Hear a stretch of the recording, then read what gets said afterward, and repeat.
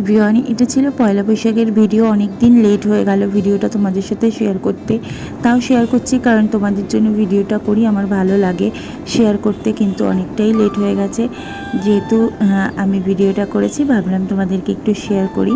তো ভোর 5টার সময় আমরা রেডি হয়ে বেরিয়ে পড়েছিলাম। আমরা গিয়েছিলাম বাইক নিয়ে, দেখতেই পাচ্ছ, আর আমাদের সাথে ছিল দিগন্ত দাঁড়াও। তো আমরা মাঝপথে গিয়ে আমরা একটু যে চা খেয়ে নিয়েছিলাম, মানে সকালবেলা বেরিয়েছি চা খেয়ে, তাও একবার দাঁড়াতে হয়েছিল। তো এই যে ফাইনালি পৌঁছে গেলাম আমরা মায়াপুর মন্দিরে।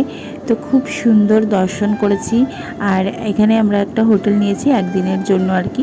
তো দেখো কি সুন্দর রঙ্গোলি করেছে। তো ওখানেই রেডি হয়ে আমরা মায়াপুর মন্দিরে চলে এসেছি।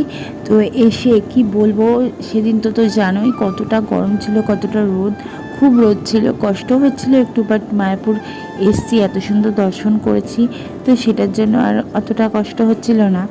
যাই হোক, এসে ভেবেছিলাম এখানেই ভোগের প্রসাদ আমরা গ্রহণ করব, বাইরে থেকে খাবো না, মানে দুপুরে অ্যাটলিস্ট ভোগের প্রসাদটা পাবো। তো তারপরে অনেক চেষ্টার পরে পেয়েছি, কারণ একটু লেট হয়ে গিয়েছিলো, এক জায়গায় শেষ হয়ে গেছিলো। তো তারপরে আমরা ভোগের প্রসাদ পেয়েছিলাম। তো 50 টাকা করেই নিয়েছিল। যাই হোক, তোজোর একটু ভিডিও তোলার জন্য, ফলো করার জন্য তোজো দাঁড়িয়েছে দেখো। তারপরেই আমরা ভোগের প্রসাদ নিয়ে আমরা আবার হোটেলে গিয়েছিলাম, আর বিকালবেলায় একটু রেস্ট নিয়ে আবারও রেডি হয়ে আমরা নদী পার করে আমরা লঞ্চে করে গেলাম নবদ্বীপে।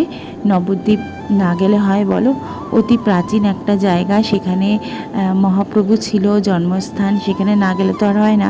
তো আমরা ভাবলাম আগে সেখানেও যাব, সেখানে গিয়েও আমরা ঘুরে আসব। কেমন লাগলো ভিডিওটি অবশ্যই জানিও।